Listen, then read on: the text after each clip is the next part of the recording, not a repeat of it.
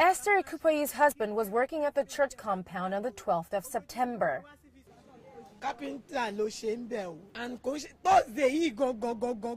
He was a carpenter at the site and only started work just the Thursday before the incident.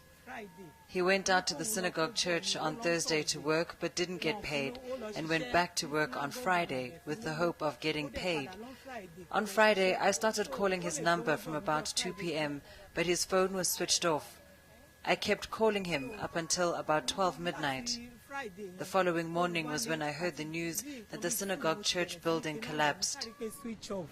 It's been nearly 3 weeks since the building collapsed, where an estimated 115 people lost their lives.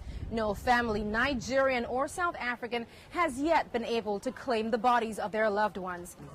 South Africa's High Commissioner to Nigeria, Lulu Mguni, says forensic teams gathered the fingerprint data of the South African victims and took them home over the weekend. They'll be run through the national database to find a match, a process that's expected to be completed by the end of the week. Nigerian officials face a far more complicated task. They've asked victims' families to come forward with DNA samples to help the identification process. But Esther says her husband's body is at the government hospital in Isolo. I am begging them in the name of God not to bury my husband with others as a mass burial.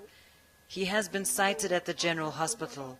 I beg them in the name of God to release our corpse to us so that we can at least go and bury him and his children would know where their father is when the time comes for them to ask.